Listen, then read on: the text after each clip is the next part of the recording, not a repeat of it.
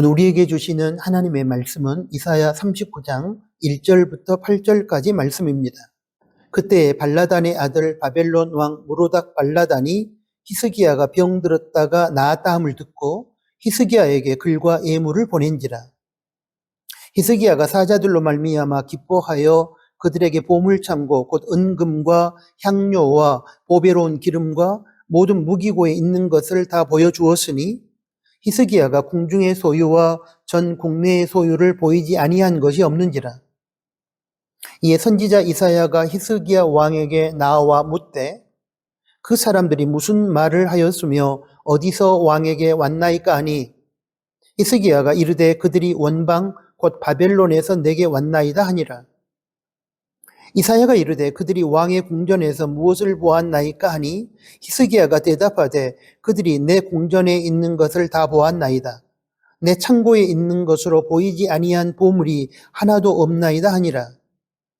이사야가 히스기야에게 이르되 왕은 만군의 여호와의 말씀을 들으소서. 보라, 날이 이르리니 내 집에 있는 모든 소유와 내 조상들이 오늘까지 쌓아둔 것이 모두 바벨론으로 옮긴 바 되고 남을 것이 없으리라 여호와의 말이니라. 또 내게서 태어날 자손 중에서 몇이 사로잡혀 바벨론 왕궁의 환관이 되리라 하셨나이다 하니 히스기야가 이사야에게 이르되 당신이 이른바 여호와의 말씀이 좋소이다 하고 또 이르되 내 생전에는 평안과 견고함이 있으리로다 하니라. 아멘. 오늘 주신 말씀을 중심으로 해서 롤러코스터 인생이라는 제목하에 들려주시는 하나님의 말씀을 받겠습니다. 놀이동산에서 인기 있는 놀이기구 가운데 롤러코스터가 있습니다.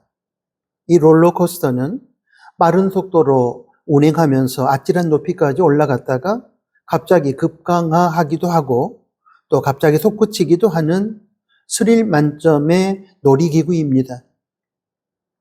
저는 고소공포증이 있어서 젊은 시절이나 그리고 지금이나 이런 놀이기구 타는 것을 별로 좋아하지 않습니다. 그런데 우리네 굴곡진 인생살이에 있어서도 이 롤러코스터와 같은 삶이 있음을 뉴스 보도를 통해서나 주변의 이야기들을 통해서 확인할 수 있습니다. 출세와 성공 가도를 달리면서 인기의 절정에 있었던 연예인이나 정치인, 그리고 심지어 종교 지도자에 이르기까지 어느 날 갑자기 인생의 나락으로 그들이 떨어지는 것을 보면서 정말로 인생이 한치 앞을 알 수 없는 롤러코스터와 같은 것임을 절감하게 됩니다. 물론 이 롤러코스터와 같은 삶이 저와 여러분에게도 있었을 것이고 어쩌면 지금도 경험하고 있을지도 모릅니다. 저는 개인적으로 놀이기구인 롤러코스터를 싫어하는 것처럼 역시 인생살이에 있어서도 롤러코스터와 같은 인생을 싫어합니다. 그러나 이렇게 롤러코스터 인생을 싫어하는 저의 의지와 상관없이 롤러코스터와 같은 삶을 경험할 때도 있습니다. 그렇다면 어떤 이유로 우리는 피하고 싶고 경험하고 싶지 않은 이 롤러코스터와 같은 인생에 직면하게 되는 것일까요? 전 오늘 설교에 등장하는 남유다의 왕이었던 히스기야의 삶을 통해서 이 질문에 대한 하나님의 영적인 대답을 찾아보고 싶습니다. 오늘 본문에 등장하는 히스기야 왕은 롤러코스터와 같은 삶을 살았던 대표적인 인물입니다. 이사야 37장과 38장은 히스기야 왕이 은혜의 절정에 서 있는 모습을 극적으로 보여줍니다. 히스기야 왕은 자신의 인생에서 두 종류의 큰 고난을 당했고 그 고난 앞에서 절망할 수밖에 없었습니다. 그러나 그는 하나님께 기도함으로 하나님의 은혜와 능력을 힘입을 수 있었고 그 결과 은혜의 정점에 설 수 있었습니다. 그 중에 하나는 히스기야 제위 시절 아수르의 막강 18만 5천 명의 대군에 의해 예루살렘이 포위를 당한 공동체적 위기 상황에서 하나님께 기도함으로 하나님의 능력을 힘입어 막강 아수르 대군을 물리치고 은혜의 정점에 서게 되었던 사건입니다. 히스기야 왕은 아수르가 보낸 하나님을 멸시하는 편지를 하나님 앞에 펼쳐놓고 간절히 기도했습니다. 그 결과 남유다의 군대가 나서서 싸울 필요도 없이 여호와의 사자가 아수르의 막강 18만 5천 명의 대군을 하룻밤 사이에 몰살시켜 버렸습니다. 이렇게 해서 히스기야 왕은 남유다를 다스리는 최고 지도자로서 하나님의 능력을 힘입어 나라를 풍전등화의 위기에서 구하고 은혜의 정점, 은혜의 최고봉에 서게 된 것입니다. 다른 하나는 히스기야 왕이 개인적인 위기 상황, 즉 불치병으로 죽게 된 절망의 상황에서 하나님께 기도한 결과 하나님의 치유의 능력으로 병을 고침받고 은혜의 정점에 서게 된 사건입니다.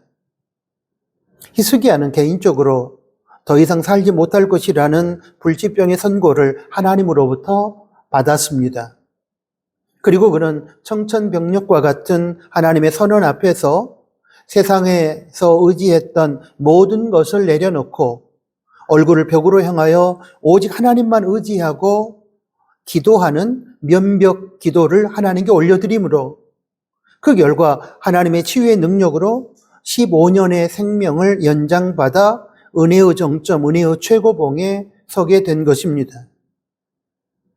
국가적 위기 상황에서 기도함으로 은혜의 정점을 경험했던 히스기야 왕은 이제 개인적인 위기 상황에서 하나님께 기도함으로 불치병을 치료받고 생명을 연장받음으로 다시 한번 은혜의 정점을 경험하게 된 것입니다. 이사야 37장과 38장에 기록된 이 두 사건을 종합해서 요약 정리하면 이렇습니다.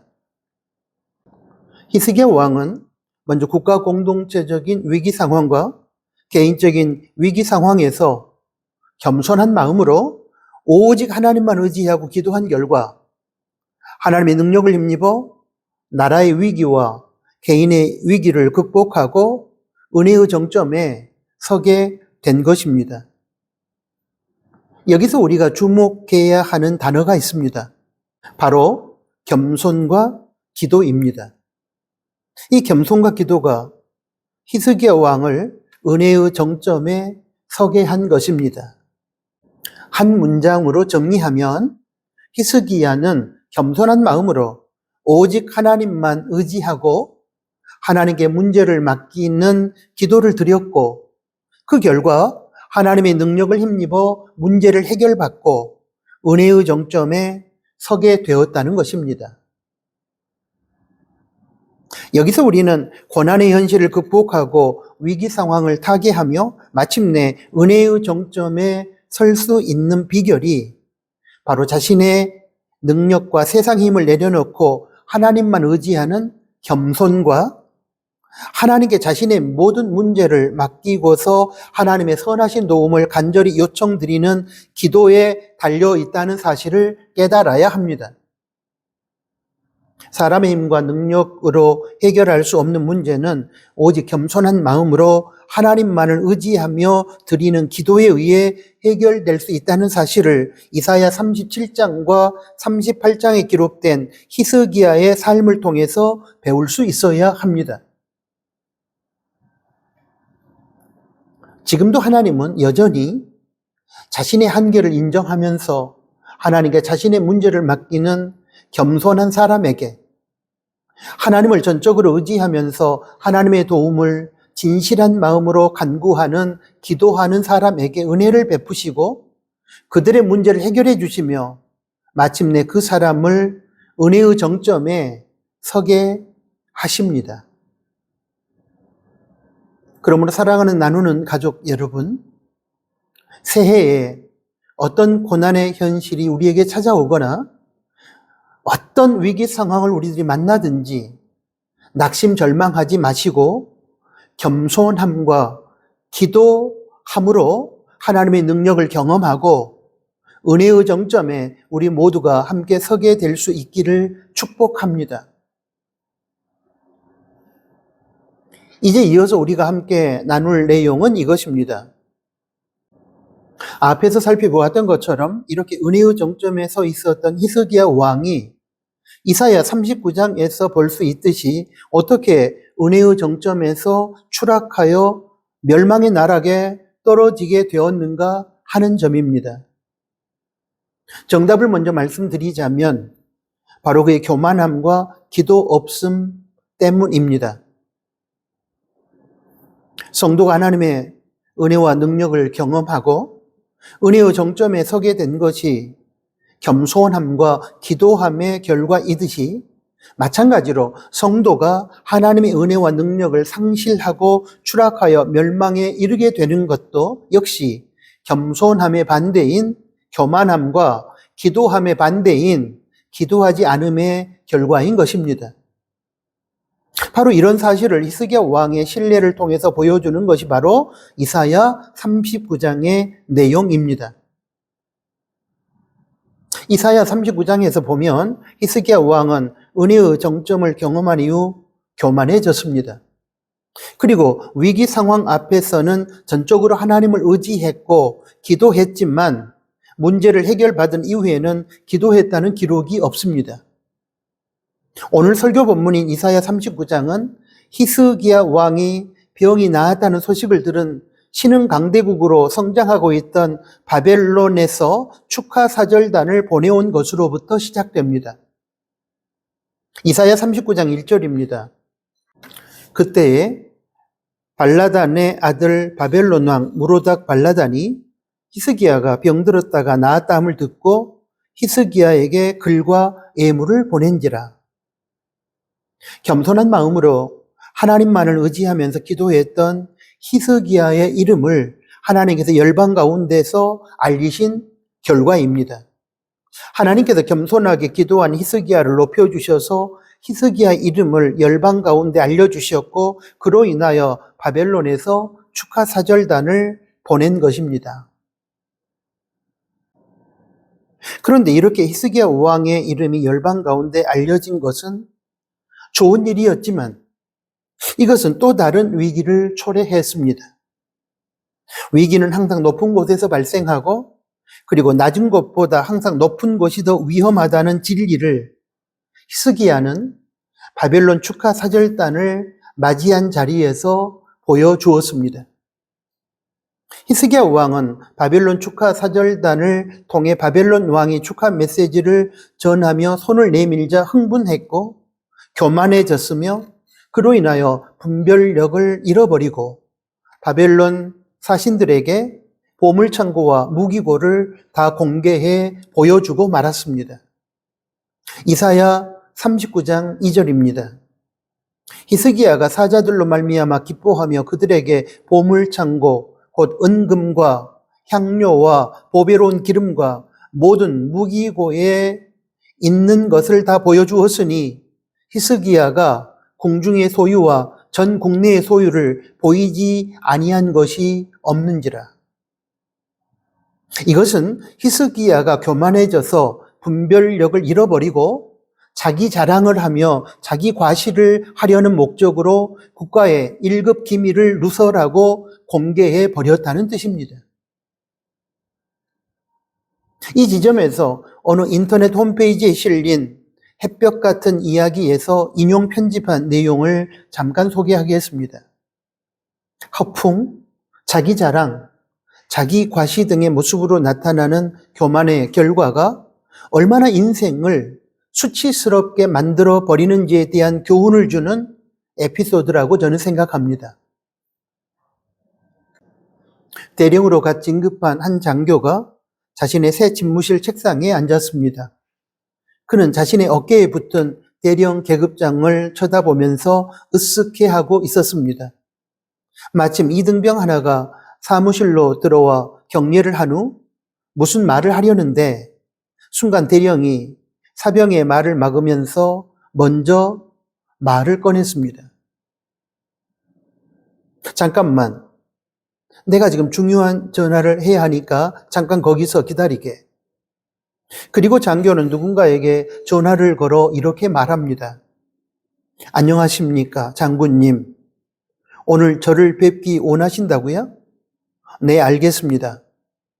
그는 수화기를 내려놓고는 잘난치 않은 표정으로 이등병에게 말했습니다. 자네는 무슨 일로 왔는가? 이등병이 머뭇하다가 대답했습니다. 예, 대령님. 저는 대령님 사무실에 전화선을 연결해 드리려고 왔습니다.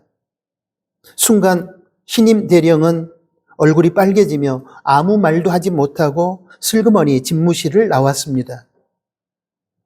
대령이 잘난체하며 통화했던 전화는 전화선이 연결되지 않았던 것입니다. 이처럼 스스로를 높이다 보면 부끄러운 수치를 당할 수 있습니다. 오늘날에는 인터넷이나 각종 SNS를 통해 쉽게 자기 표현을 할 수 있습니다. 그런데 그 자기 표현이 자칫 자기 자랑으로 변질된다면 난처한 상황에 직면할 수 있습니다. 어떻습니까, 여러분? 각자 개인을 비롯한 우리네 인생살이에서 쉽게 찾아볼 수 있는 그런 내용이지 않습니까?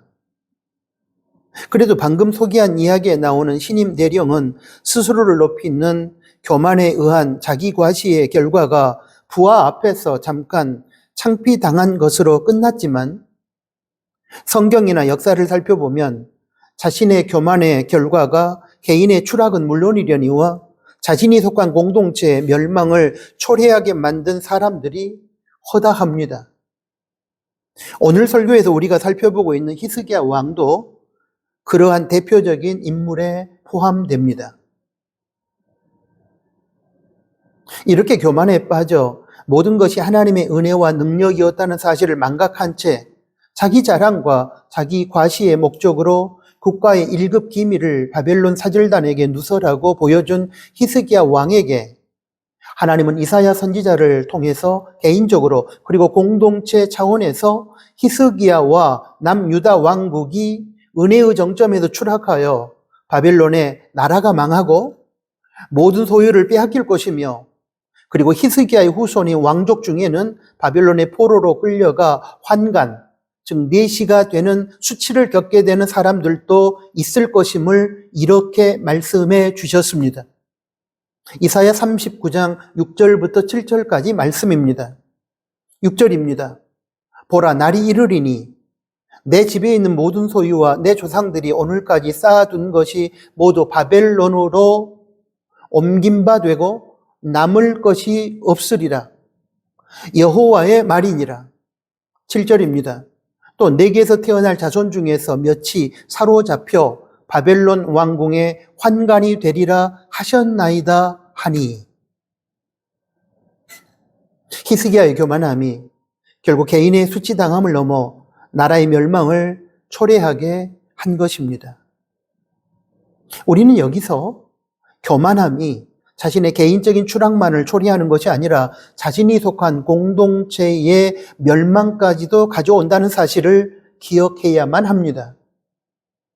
그러므로 2026년 새해에 잠언 15장 33절과 16장 18절의 말씀의 경고를 무겁게 받아들이고 하나님께서 베풀어 주신 은혜 앞에서 항상 겸손한 마음으로 하나님만을 높이며 하나님만을 자랑하면서 살아가기를 소원합니다.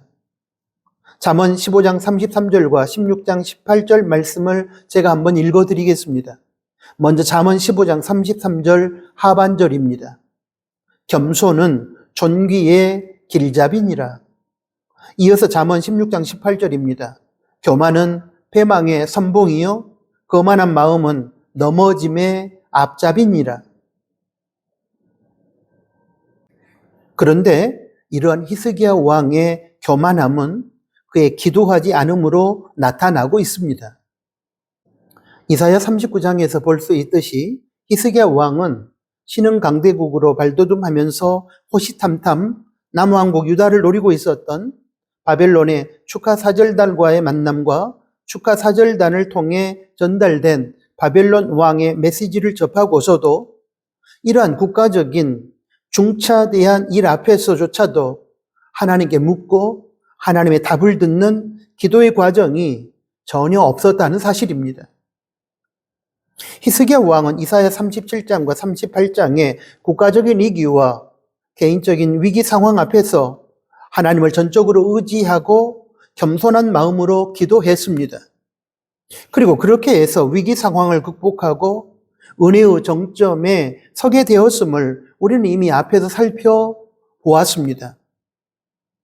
이처럼 은혜의 정점에 서 있었던 히스기야 왕이 그 시점부터 교만해졌고 그러므로 하나님께 전적으로 묻고 그 대답을 듣고서 행동하는 기도의 삶을 잃어버렸음을 이사야 39장은 또한 적고 있는 것입니다. 대신에 히스기야는 교만해져서 자신의 잘남을 자랑하며 자신의 마음대로 모든 일을 처리했습니다. 그는 기도로 흥했다가 기도하지 않음으로 망한 것입니다. 자신만 망한 것이 아니라 남왕국 유다 나라까지도 멸망에 이르게 하고 말았습니다. 여러분, 기도한다는 것은 하나님 앞에서 겸손한 성도의 전형적인 경건 행위입니다. 기도한다는 것은 불완전한 자신의 뜻대로 인생을 살지 않고 완전하신 하나님의 뜻대로 인생을 살겠다는 의지의 표현입니다. 기도한다는 것은 연약한 자신의 힘과 능력, 썩어질 세상의 능력을 의지하지 않고 전능하신 하나님께 모든 문제를 맡기고 그 안에서 문제를 해결받겠다는 신앙 고백의 표현입니다. 이러한 의미의 기도를 통해서 우리는 인생의 바른 길을 제시받고 고난의 현실을 극복하고 미래로 나아가는 것입니다. 그런데 이사야 39장에 기록된 히스기야 왕의 삶에는 이러한 기도가 전혀 없었습니다. 시간을 정해놓고 특정한 장소에서 하나님을 만나는 골방 기도도 없었을 뿐만 아니라 삶의 구체적인 현장에서 문제들을 만나고 접할 때에 그에 대하여 하나님과 수시로 대화하면서 묻고 대답을 듣는 생활 속에 기도도 없었습니다. 하나님, 지금 이런 상황에서 하나님이시라면 어떻게 하시겠습니까? 라고 묻고 그에 대한 하나님의 대답을 들으면서 문제를 풀어가고 길을 열어가는 생활 속에 기도가 없었다는 것입니다. 그 결과 히스기야와 남왕국 유다 나라는 어떻게 되었을까요? 이사야를 통해서 하나님께서 예언하신 그대로 바벨론에게 나라가 망하고 백성들은 포로로 끌려가고 히스기야 가문은 수치를 당하지 않았습니까? 하나님께 기도하지 않고 자기 마음과 뜻대로 인생을 살아가고 전능하신 하나님을 의지하지 않고 연약한 자신의 힘과 능력 그리고 썩어질 세상을 의지한 결과는 은혜의 정점에서 추락하여 멸망으로 끝난다는 사실을 이사야 39장에 기록된 히스기야의 삶이 우리에게 보여주고 있는 것입니다. 그렇다면 여러분, 오늘 설교를 통해서 하나님의 메시지를 받은 우리는 어떻게 살아야 할까요? 이렇게 교만함과 기도하지 않음으로 은혜의 정점에서 추락하여 멸망에 이르게 된 히스기야 왕을 반면교사 삼아 우리는 2026년 새해에 히스기야가 걸었던 길과는 다른 겸손함과 기도함의 삶으로 하나님께서 우리를 세워주신 은혜의 정점에 계속 머물면서 하나님께 영광 돌리는 삶을 살아야 할 것입니다. 이제 말씀을 마치면서 한때는 은혜의 정점에 머물러 있었지만 교만함과 기도하지 않음으로 인해 멸망의 자리로 추락하고 말았던 히스기야를 생각할 때 어린 시절 겨울만 되면 연을 만들어 연놀이했던 추억이 떠오릅니다. 그때는 우리가 직접 연과 연실을 감는 얼레를 만들었고 그렇게 만든 연을 가지고 들판에 나가 하루 종일 연을 날렸습니다. 연이 바람을 타고 자태를 뽐내면서 하늘을 날 때 아름답고 멋있었습니다. 연과 얼레를 연결시켜주는 연실의 팽팽함이 팔로 전달될 때 우리는 대단한 자부심과 희열을 느꼈습니다. 그런데 여러분 한번 생각해 보십시오. 연이 그렇게 자태와 위용을 뽐내며 하늘을 날 수 있는 것이 자신의 잘남 때문일까요? 예, 아닙니다. 연이 연실을 통해 연결되고 그리고 그 연실을 감은 얼레를 가지고서 연을 날리는 사람에 의해서 그렇게 저 높은 창공에서 아름답고 멋있게 날 수 있는 것이 아니겠습니까? 만약에 연이 자신이 잘나서 이렇게 멋있게 날고 있다고 착각하고 교만한 나머지 스스로 연실을 끊어버리고 연실에 의해 제약을 받지 않고 더 높은 곳으로 자기 마음대로 가겠다고 한다면 어떻게 되겠습니까? 예, 그렇습니다. 연실로부터 분리된 줄이 끊어진 연은 얼마 못 가 추락하고 곤두박질하여 논바닥에 처박히게 될 것입니다. 이것이 바로 한때는 겸손함과 기도함으로 은혜의 정점에 서 있었지만 마지막에는 교만함과 기도하지 않음으로 인해 추락하여 멸망에 이른 히스기야의 비극적인 신앙과 삶을 보여주는 줄이 끊어진 교만하고 어리석은 연의 비극적인 이야기입니다. 그리고 전능하신 하나님을 의지하지 않고 자신의 힘과 머리만을 믿고서 살아가는 교만한 사람들과 전능하신 하나님께 기도로 맡기지 않고 자기의 잘남을 자랑하며 자신의 생각과 세상의 방법대로만 살아가려고 하는 기도를 잃어버린 사람들을 향한 하나님의 엄중한 경고의 메시지이기도 합니다. 그렇습니다. 겸손한 마음을 가지고 하나님의 은혜를 구하고 사모하며 기도하는 사람에게 하나님은 은혜의 정점, 은혜의 최고봉을 허락하십니다. 그 은혜의 정점에서 추락하여 멸망하지 않도록 사랑하는 교우 여러분, 2026년 새해에 교만하지 마시고 겸손하시기 바랍니다. 기도를 쉬거나 잃어버리는 죄를 범하지 말고 특정한 장소에서 특정한 시간에 기도하는 골방 기도를 회복하시고 또한 삶의 현장에서 수시로 하나님께 묻고 그 대답을 찾아 살아가는 생활 속의 기도를 실천하시기 바랍니다. 그러면 2026년 새해에 우리는 분명히 승리할 것입니다. 아멘. 사랑하는 아버지 하나님, 오늘 귀한 말씀을 들려주셔서 감사합니다. 2026년 새해를 시작하는 저희들에게 겸손함과 기도함으로 하나님의 은혜를 힘입어 은혜의 정점에 서 있게 되었을 때에 결코 교만함이나 기도하지 않음으로 인하여 그 은혜의 정점에서 추락하여 멸망의 자리에 이르러서는 안 된다는 사실을 분명하게 깨닫게 해주셔서 감사합니다. 사랑하는 하나님, 2026년 새해를 살아가면서 우리들에게 고난의 현실과 위기의 상황이 닥쳐올 때에는 겸손함으로 하나님께 나아가 기도함으로 우리가 그런 고난의 문제와 위기 상황을 극복하고 하나님이 베풀어 주시는 은혜의 정점에 서기를 소원합니다. 그리고 하나님의 은혜로 우리가 은혜의 정점에 서게 되었을 때에 교만하여 하나님이 베풀어 준 은혜를 잊지 말게 하시고 늘 한결같은 겸손함과 한결같은 기도함으로 은혜의 정점을 유지하며 하나님께 영광을 돌려드리는 우리네 삶이 되게 하여 주십시오.